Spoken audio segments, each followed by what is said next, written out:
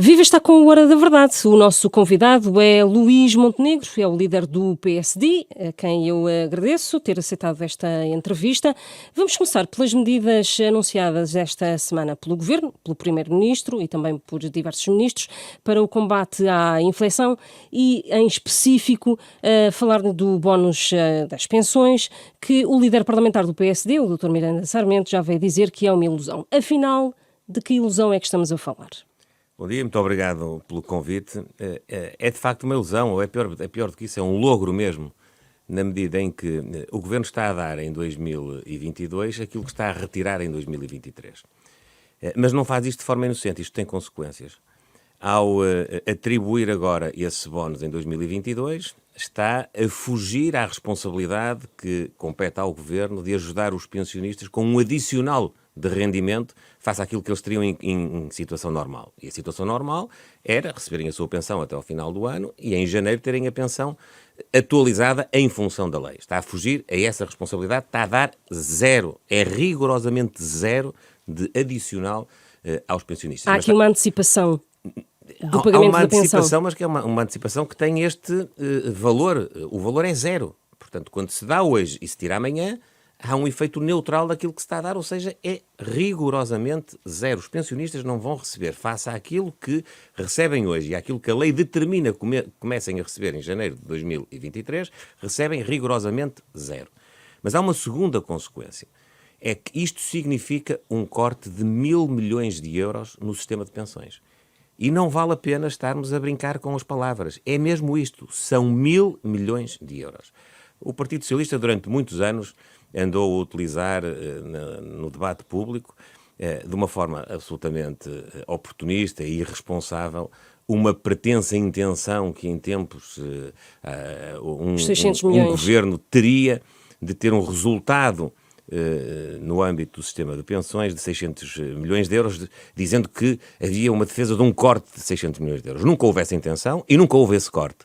Agora, a intenção foi dissimulada e o corte é efetivo. Com que base é que diz que há aqui 1.000 milhões de euros São em 1.000 causa? milhões de euros com base exatamente nos números do Governo. O Governo, no PowerPoint, que eu aliás no domingo antecipei que iria ser apresentado, faz com que esta medida tenha uma abrangência de 2.700.000 pensionistas, é o que está escrito, portanto são os pensionistas que ganham até 12 IAs, e faz o custo da medida, portanto apresenta o custo da medida em 1.000 milhões de euros. Esses 1.000 milhões de euros que o Governo se propõe pagar agora vão deixar de estar no sistema de pensões a partir de janeiro de 2023, com consequências para todos os anos subsequentes. Portanto, repito, é um corte de 1.000 milhões de euros. Agora, e é em função disso... Agora há um decreto-lei que firma isso, que já está publicado, e agora?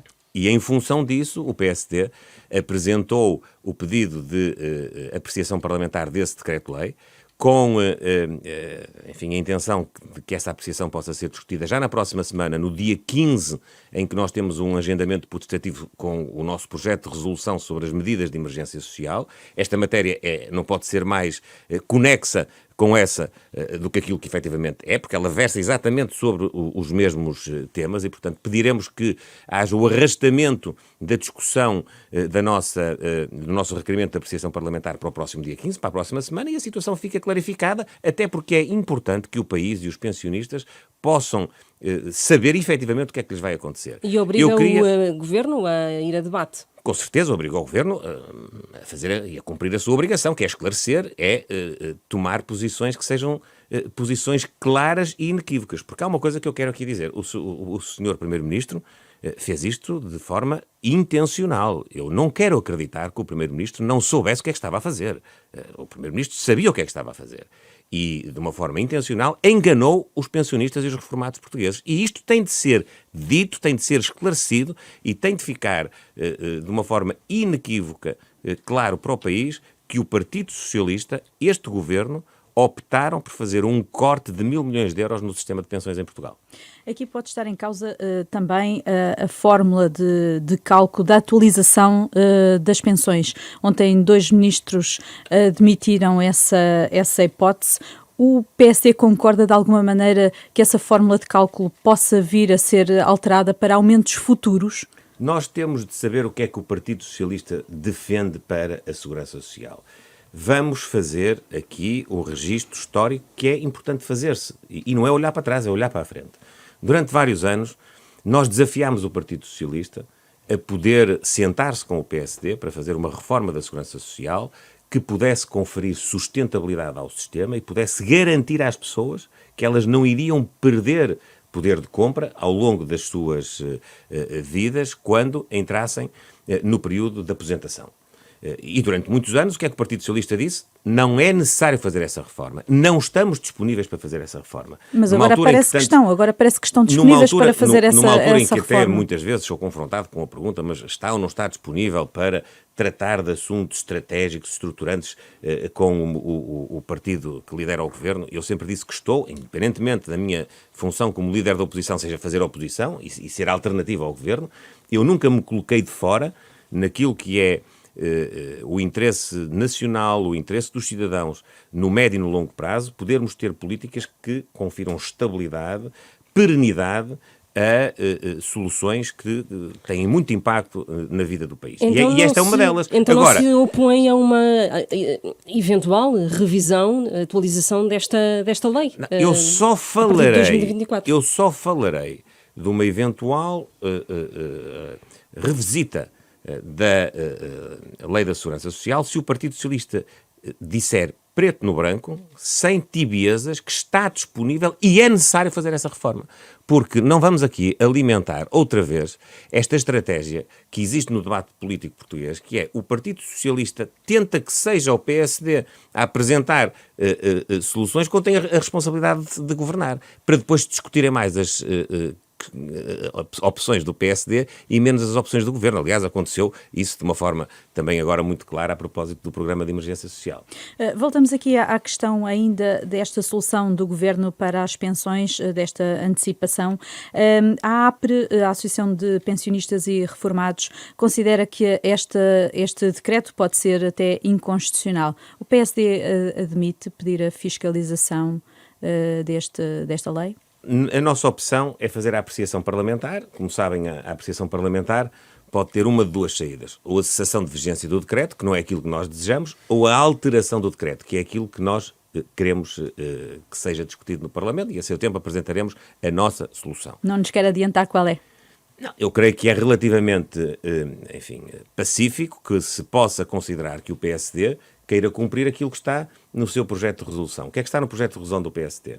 É que a atualização das pensões se deve fazer em janeiro de 2023, nos termos da lei, porque nós não propomos nenhuma alteração nesse domínio, e nós propusemos, como se sabe, a atribuição de um vale alimentar de 40 euros por mês, de setembro até dezembro, a todos os pensionistas que têm um rendimento até 2,5 IAS, portanto, até 1.108 euros. Mas, e eu respondo diretamente à sua pergunta, não me, causa nenhuma espécie que nós possamos fazer, no âmbito das pensões, aquilo que, apesar de ser diferente, foi a opção do Governo relativamente às pessoas que estão na vida ativa.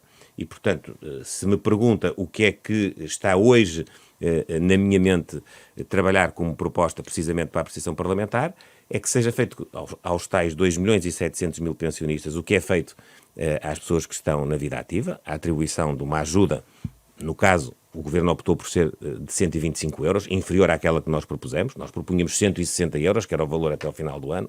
Mesmo já agora para a classe média do 4º, 5º e 6º escalão, os 200 milhões de euros que nós propunhamos de redução em sede de IRS significavam cerca de 153 euros para cada um dos portugueses aos quais se aplicava essa medida, portanto, num valor superior. Mas eu não vou andar aqui em campeonatos de quem dá mais ou quem dá menos. O princípio é um princípio de auxílio a que as famílias e as pessoas possam enfrentar as dificuldades que têm hoje em adquirir bens essenciais, alimentação, energia, combustíveis. Aos pensionistas, então? Aos pensionistas, aquilo que se impõe é que haja uma ajuda efetivamente adicional em 2022 e o cumprimento da lei de 2023 em diante. E é isso que, naturalmente, está na base do nosso pedido de apreciação parlamentar.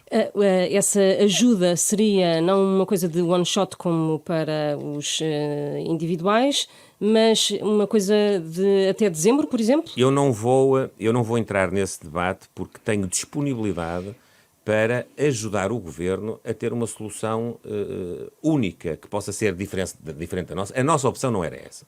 A nossa opção, para que fique claro, é que houvesse uma ajuda mensal, quer aos pensionistas, quer às famílias e às pessoas que têm rendimentos mais limitados, no caso da ajuda mensal, e no caso de baixa do IRS, que têm já rendimentos, que é classe média, do 4º, do 5º e do 6º escalão, resumidamente entre 1.100, 1.100 e poucos euros e 2.500, 2.700, tudo depende depois das declarações de IRS, mas, portanto, aplicável aos escalões de IRS. Essa era a nossa proposta, mas eu não vou fazer disto um cavalo de batalha, não vou dizer que agora a grande questão da ajuda do Governo às famílias é saber se paga mensalmente ou se paga de uma só vez. A nossa opção era mensal, com exceção daquela do IRS, embora essa também se repercutisse mês a mês, porque nós propunhamos que se fizesse refletir já na retenção da fonte das pessoas envolvidas nesses escalões, mas enfim, não vamos fazer disso a discussão central, porque o âmbito da medida é globalmente o mesmo, é conferir mais meios às famílias, às pessoas, para poderem ter maior disponibilidade financeira para as suas despesas essenciais. Não me coloco de fora de, enfim, adaptar a nossa proposta àquilo que é o racional de todo o decreto. Nós não queremos alterar o decreto de A a Z. Nós queremos alterá-lo naqueles pontos onde ele, do ponto de vista da justiça social, é iníquo, é injusto e está a dissimular, repito, um corte de 1.000 milhões no sistema de pensões. Em relação ao pacote global das medidas anunciadas pelo Governo, não concorda com o argumento de que tem que haver prudência face à incerteza da conjuntura internacional? O PSD não arrisca aqui a ser acusado de ser irresponsável e de não querer o país com as contas certas? Tive a ocasião de dizer, de uma forma também muito clarividente, que as medidas que nós propunhamos, e como sabem, numa primeira apresentação dos traços principais das mesmas, nós tínhamos estimado 1.000 milhões de custo de implementação dessas medidas. Acabámos com a evolução da situação por também integrar na nossa proposta a redução do IVA transitória da eletricidade, do gás e dos combustíveis e, portanto, o custo não é aí propriamente um aumento de despesa, é a receita que deixava de se arrecadar por essa via.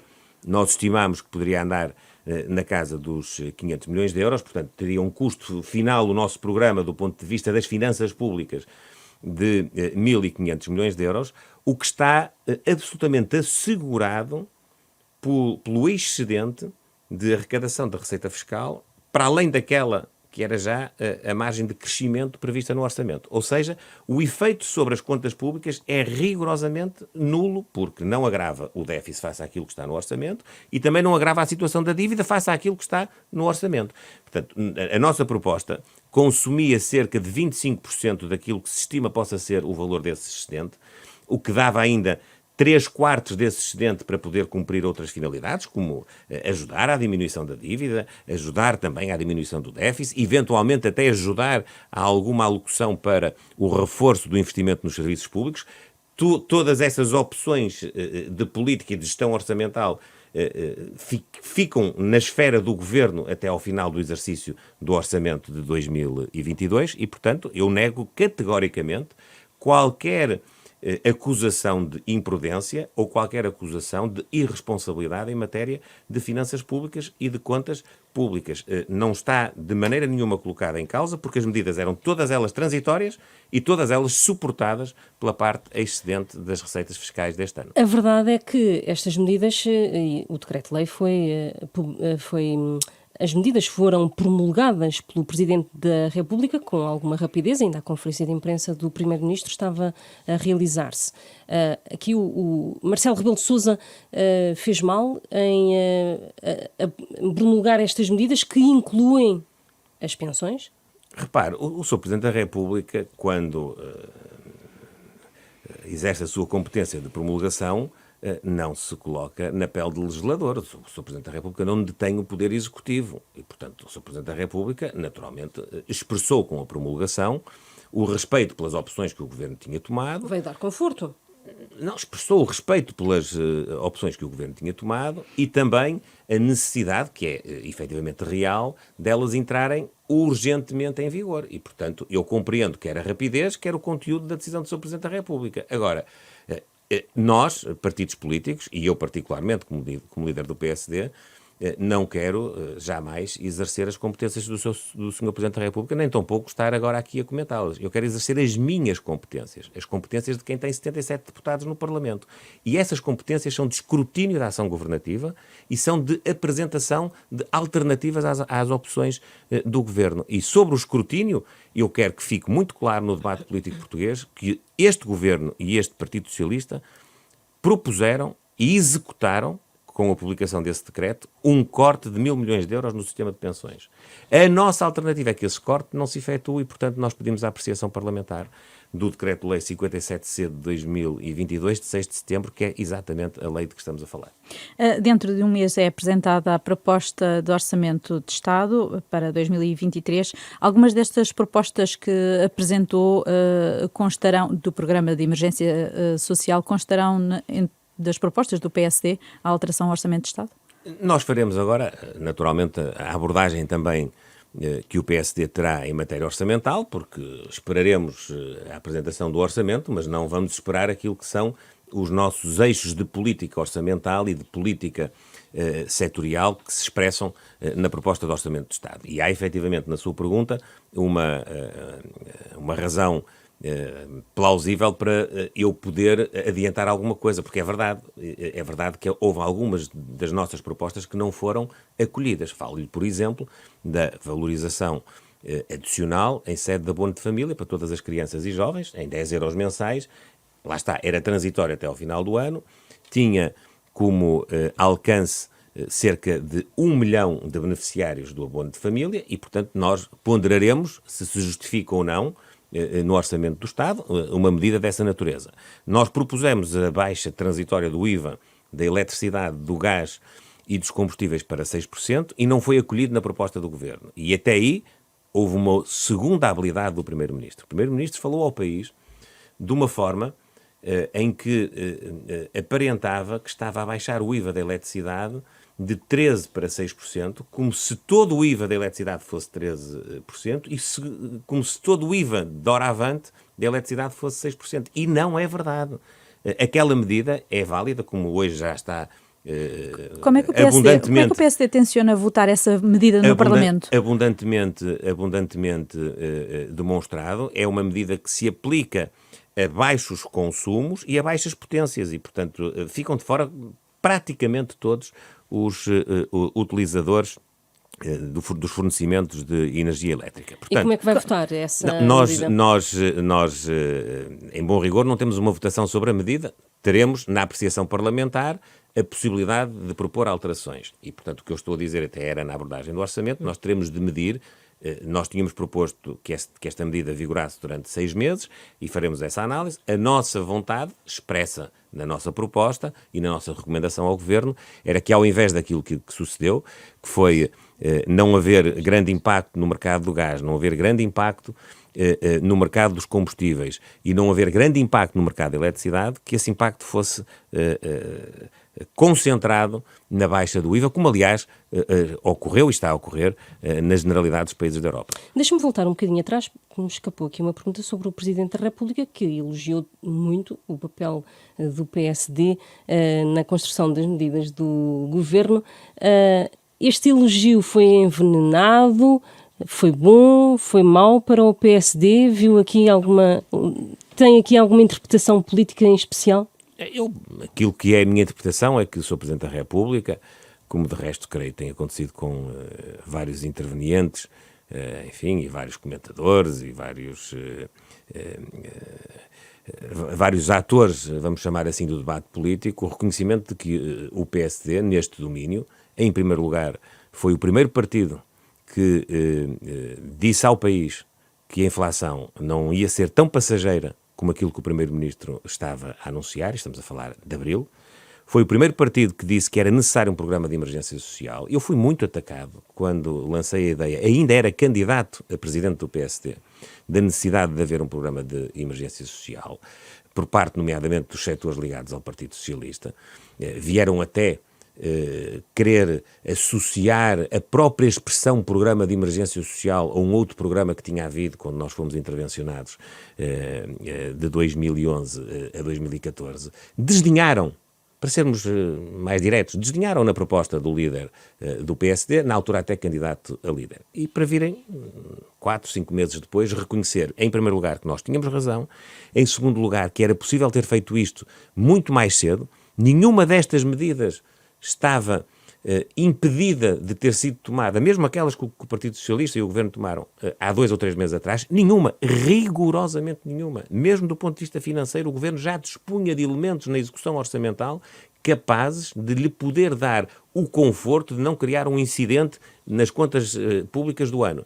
E, portanto, eu penso que essas considerações do Presidente da República são também o reconhecimento de que o PSD esteve proativo e foi até mais longe do que é usual no maior partido da oposição, que foi apresentar um programa concreto, com medidas concretas, cujo desenho, em bom rigor, o Partido Socialista acabou por acolher. Porque, vamos lá ver, eu discordo das soluções que o Partido Socialista apresentou, de algumas delas, por várias razões.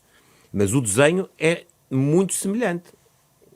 Atribuir um rendimento extra para poder dar às famílias, às pessoas, a possibilidade de enfrentarem a escalada de preços nos bens essenciais. Está no programa.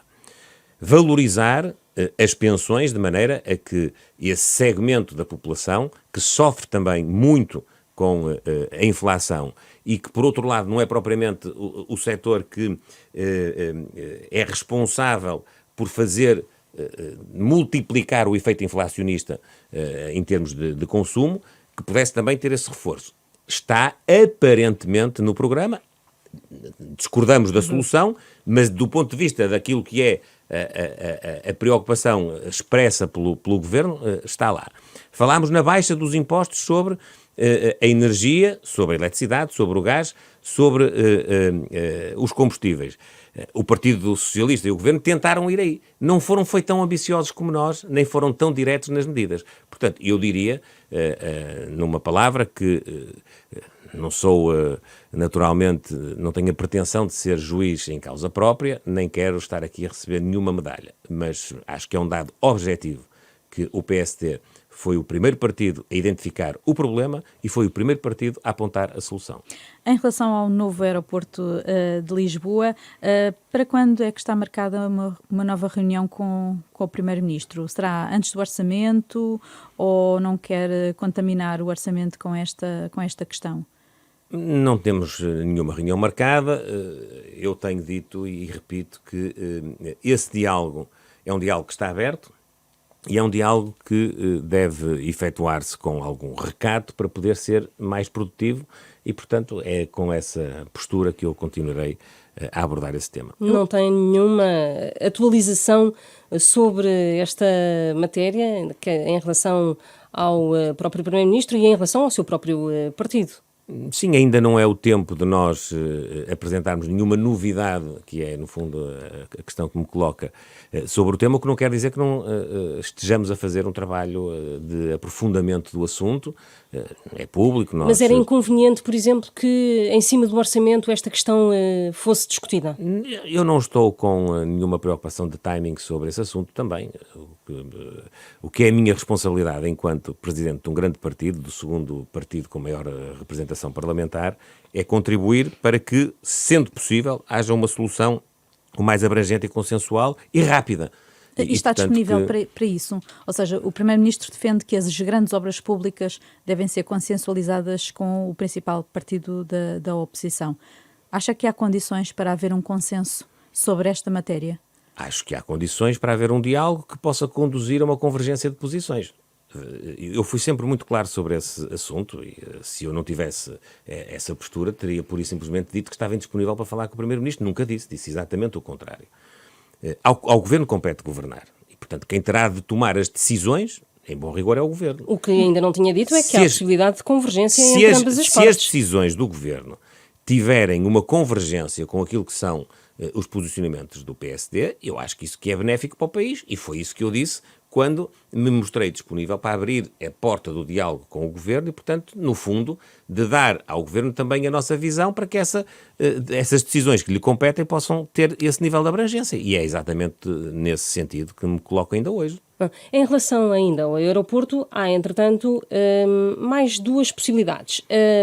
A possibilidade de Santarém, que foi proposta até por companheiros seus, peço desculpa, do PSD, do próprio distrito, de que seria uma das hipóteses, e também Rui Moreira, o presidente da Câmara Municipal do Porto, já veio dizer que o próprio aeroporto Francisco Sá Carneiro seria uma boa hipótese para, pelo menos, dar ali um apoio ao eixo para, enquanto uma solução mais sólida e mais para o futuro não estiver consolidada.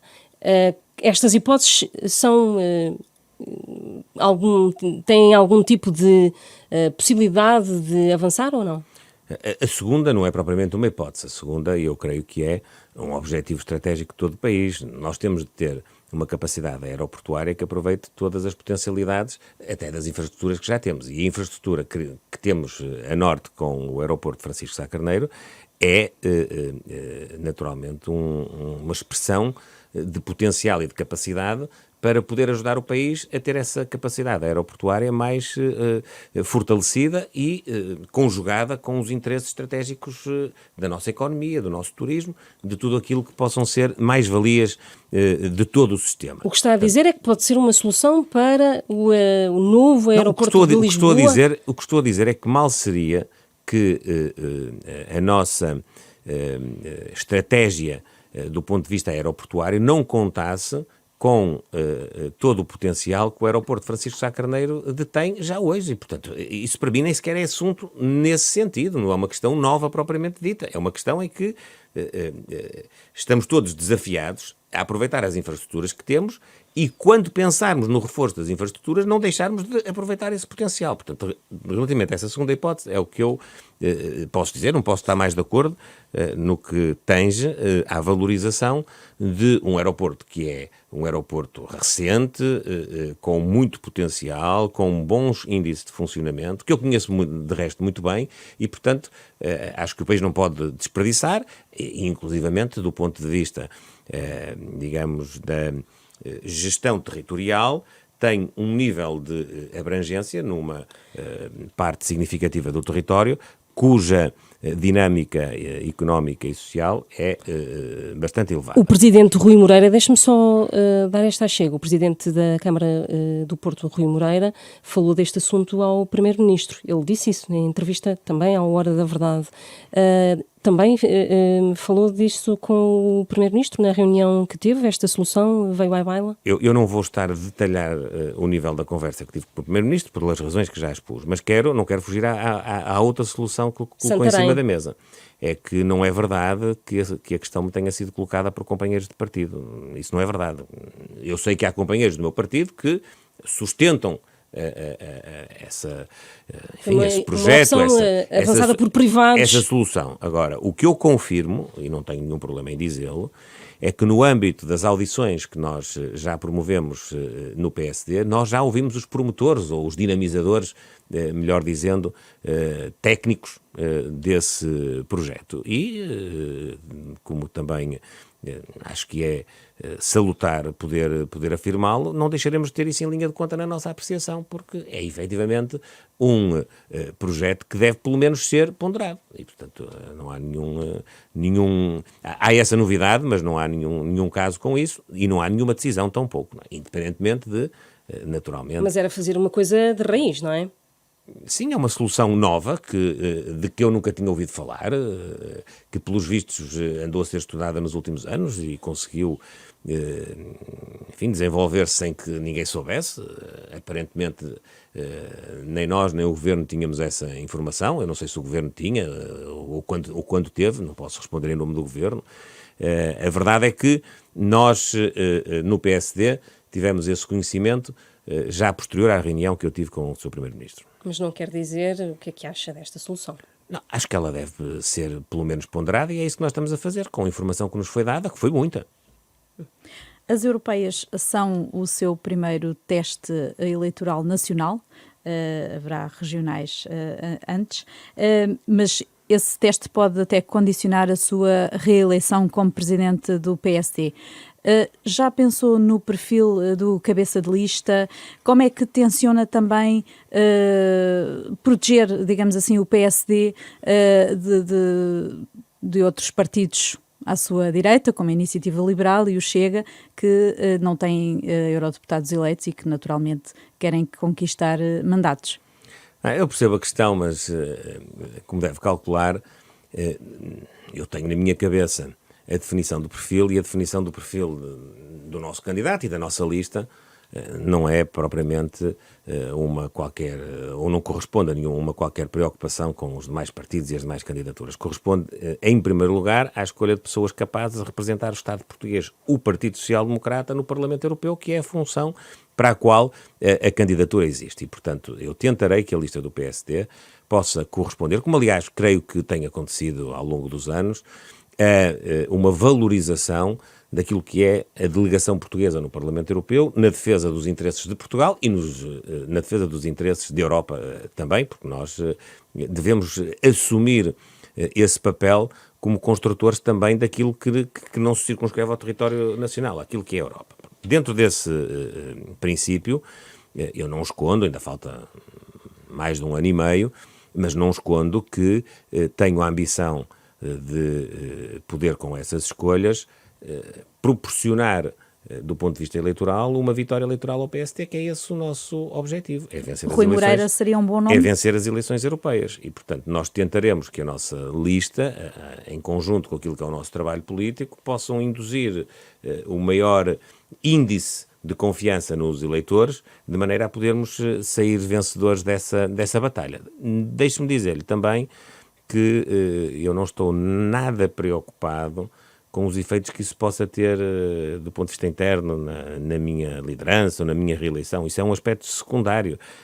Eu tenho que fazer o meu trabalho, estou muito consciente disso. O trabalho envolve múltiplas facetas e vertentes de valorização daquilo que é a percepção que as pessoas têm da utilidade do PSD do ponto de vista de projeto político para o futuro das suas vidas. Sim, por isso as escolhas são importantes e dão sinais. A proximidade. Pergunto-lhe, com Rui Moreira era uma boa hipótese? Era um bom nome para... Não vou estar a discutir nomes, como é lógico. O que vou é assumir a minha predisposição, a minha intenção forte e todo o meu empenho em escolher uma lista que seja muito, muito representativa do melhor que nós temos em Portugal e, naturalmente, com um cabeça de lista que possa ser ele próprio uma imagem disso mesmo. E voltamos à questão, porque está a deixar no ar esta questão de Rui Moreira e depois dá asa a muitas interpretações. Não, eu não estou a deixar nada no ar.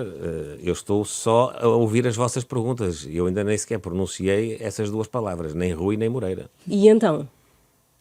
E então não tenho mais nada a dizer a não ser eu estou empenhado em ter uma lista forte, em ter uma lista que naturalmente também tenha no seu cabeça de lista alguém que possa representar uma valorização do papel dos deputados no Parlamento Europeu e de valorização da representação portuguesa. Paulo Rangel, em mais um mandato como cabeça de lista, seria uma hipótese? Ele é o seu primeiro vice-presidente? Eu percebo a vossa insistência, mas eu não adiantarei mais do que isto. Estamos a 1 ano e meio das eleições. Sendo que ainda não há certeza que o próprio Paulo Rangel tenha vontade. Estamos a 1 ano e meio, mais qualquer coisa até desse processo eleitoral. Temos ainda os nossos deputados a cumprir, e muito bem, a sua função no Parlamento Europeu e teremos depois de tomar, mais próximo dessas eleições, as opções de formação de uma lista que, repito, seja suficientemente forte para poder conferir ao PSD a possibilidade de ganhar as eleições. Recentemente, na festa do Pontal, teve Pedro Passos Coelho ao seu lado. É já a pensar nas presidenciais? Vê o ex-primeiro-ministro como candidato em 2026? Eu tenho muito respeito pelo trabalho que os senhores jornalistas e senhores comentadores e todos os articulistas fazem a propósito das previsões e dos cenários, faz parte da dinâmica política, mas a presença do Dr. Pedro Passos Coelho na Festa do Pontal está completamente dissociada de qualquer ato eleitoral. Eu creio que ele foi muito claro em ter afirmado que a sua vontade de estar lá e a nossa vontade de estar com ele se apresentava como um momento em que ele, enfim, dava o apoio ao partido, à nova liderança, se colocava ao nosso lado para poder ajudar a cumprir a tarefa que temos pela frente, confiando que nós somos capazes no PSD, se foram as suas palavras, de criar uma alternativa política vencedora no próximo ciclo eleitoral legislativo. E, independentemente dele também ter afirmado que era uma aparição extraordinária, portanto, que não ia ser rotineira, isso não significa que ele não seja, como é, uma das pessoas cujas opiniões eu mais valorizo, a par de outros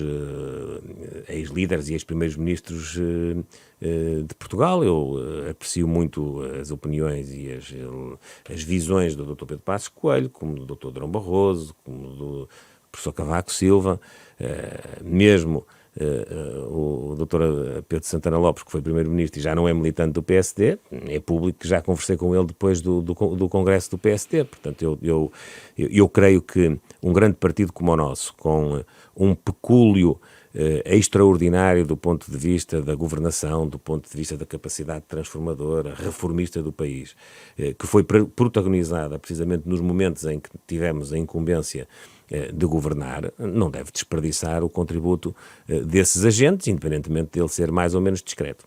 Há outros nomes aí que se falam para presidenciais, como o de Luís Marques Mendes e até de Durão Barroso. Seriam boas hipóteses para o PSD poder apoiar? Para além de achar completamente extemporâneo estar a pronunciar-me, eu ou qualquer outra pessoa sobre isso, francamente, pode parecer estranho, mas as eleições presidenciais foram o ano passado. Portanto, ainda falta cumprir uma grande parte do mandato do atual Presidente da República e o assunto não se coloca. Por outro lado... O Partido Socialista já tem colocado várias vezes o assunto. O Partido Socialista é um partido que... Augusto Santos Silva, sim. O Partido Socialista é um partido que partidariza mais as eleições presidenciais do que o PSD.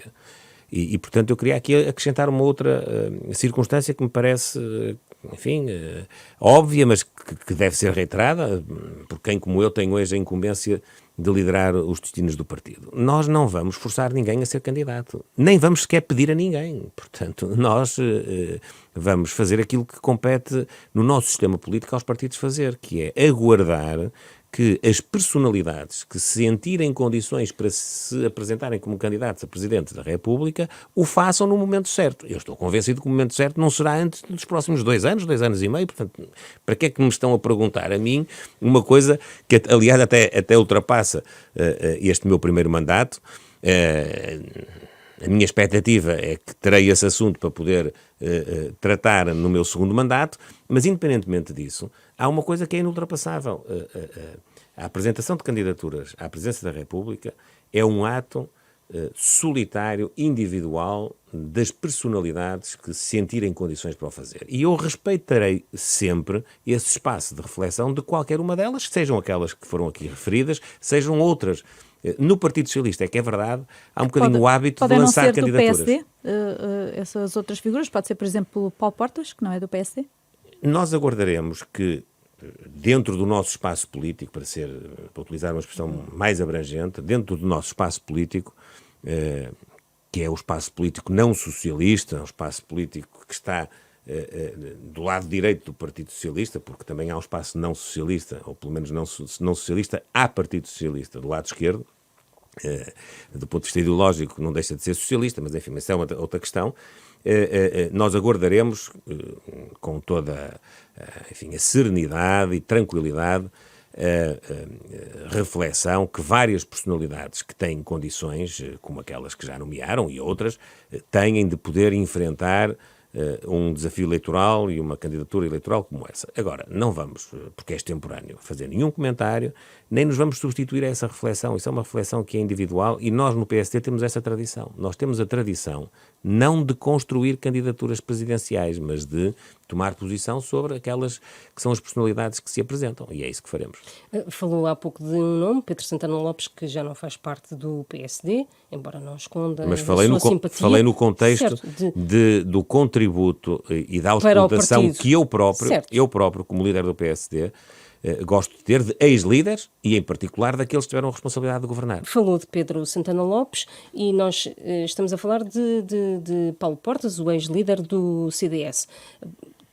Poderá ser sempre alguém dentro do espaço de centro, de direita social do PSD, ou ideologicamente nesse espaço, como Paulo Portas e Pedro Santana Lopes. Pois, é uma reflexão que eles vão ter que fazer. Eu não tenho nada a acrescentar à reflexão que eles têm que fazer. Eles é que a têm que fazer, mais nada. Uma última questão, a nível de Parlamento, em relação a aos debates quinzenais. Será possível, acha que vai ser possível chegar a um consenso com o Partido Socialista? Não faço ideia, não tenho ainda notícia da evolução do processo, enfim, de reflexão. E, no fundo, é um processo legislativo que está em curso. Aquilo que é público é que a nossa proposta foi a de retomar o modelo anterior, portanto, de debates quinzenais, cujo modelo é o de, numa quinzena é o Primeiro-Ministro a escolher o tema e a abrir o debate, na outra quinzena são os partidos políticos. Era assim que as coisas funcionavam. Aguardaremos aquilo que são os resultados do diálogo entre os partidos para ver se é possível ou não haver uma solução convergente. Há uma coisa que não tem sido falada a esse propósito, mas que o Partido Socialista colocou em cima da mesa e que nós não aceitaremos de todo, que é a limitação da capacidade dos partidos poderem efetivamente ter um diálogo político e de debate com o Primeiro-Ministro. O Partido Socialista, eu sei que tem-se falado pouco nisso, que, enfim, faz parte também do processo interno no Parlamento, mas é preciso que a opinião pública saiba, quer monólogos e não debates, quer que cada partido fale uma só vez e o Primeiro-Ministro responda também de uma só vez. Isso não é... Isso é um modelo que não é aceitável para o PSD? Não é aceitável de maneira nenhuma para o PSD. O debate tem riqueza quando a confrontação de ideias e de posições se faz com dinamismo. Agora, se é para nós fazermos intervenções que depois são rebatidas e não têm contra-resposta, não têm réplica, não têm tréplica, de facto, o debate perde aquilo que esteve na base e na gênese da sua criação. É só perguntar ao Dr. José Matos Correia, ao Dr. António José Seguro, quando eles pensaram neste modelo, se efetivamente não estavam a olhar como estavam, e eu sei que estavam, porque eu já era deputado, ou era deputado na altura, que agora não sou, eles estavam a pensar não em transpor diretamente o modelo britânico, mas em ter aquela dialética de debate, enfim, que se inspira nesse modelo, que é haver uma troca, enfim, dinâmica de posições e de contraponto. E acho que esse aspecto não pode, de maneira nenhuma, ser perdido, sob pena de se transformar em debates vivos, debates que efetivamente propiciam fiscalização e o escrutínio do governo, a confrontação até de alternativas políticas, se transformarem esses debates em momentos, enfim, fastidiosos, eu diria mesmo chatos, para a opinião pública e ineficazes. Queria perguntar-lhe se está disponível para uma revisão constitucional e até para uma revisão das leis eleitorais. Nestes dois pontos, se cabem no seu mandato. Não são prioridades neste momento, mas evidentemente nós não nos colocaremos de parte nem numa matéria nem noutra. É conhecido que eu herdei no PSD 2 projetos, quer um de revisão constitucional, quer um de revisão das leis eleitorais, e tal como disse na campanha eleitoral, iria ter em consideração o trabalho que tinha sido feito e que foi um trabalho meritório, e agora, quando o assunto se recolocar, se vier a recolocar, nós naturalmente aprimoraremos as nossas propostas, sendo certo que, do ponto de vista da revisão constitucional, ela não existe em Portugal há vários anos, porque o Partido Socialista não quer. É tão simples quanto isto. Mas não tenciona tomar a iniciativa? Nós tomaremos a iniciativa se acharmos oportuno, mas eu acho que nós também temos que ser aqui pragmáticos e a política não pode ser só um jogo. Tomamos a iniciativa sabendo que ela é inútil, não é propriamente o meu estilo. Eu gostaria de propor iniciativas que sejam úteis, como foi esta agora do Programa de Emergência Social. Nós tomámos a iniciativa e se não tivesse outra utilidade que teve, o Governo foi forçado. Portanto, tomará a iniciativa se vir que há abertura agora, por parte do PS. Há uma coisa que nós temos de saber de uma vez por todas, é se o Partido Socialista quer ou não quer rever a Constituição e qual é o âmbito de revisão que quer, porque eu participei já em processos de revisão constitucional. O Partido Socialista tem uma aversão enorme a retirar a carga ideológica que está na Constituição, a retirar uma série de normas que são completamente anacrónicas, em retirar alguma regulamentação excessiva que há na Constituição e, portanto, a cingir-se a matérias que são um bocadinho mais suscetíveis, enfim, de ter alguma consensualização, nomeadamente o aprofundamento das autonomias regionais, que é sempre a matéria que sobra depois para o PS e para o PSD se poderem entender. Eu acho que a matéria é essa que é importante, mas uma revisão constitucional circunscrita apenas a isso é manifestamente pouco. Chegamos ao fim deste Hora da Verdade. O nosso convidado esta semana foi Luís Montenegro. Ele é o líder do Partido Social Democrata. Regressamos na próxima semana.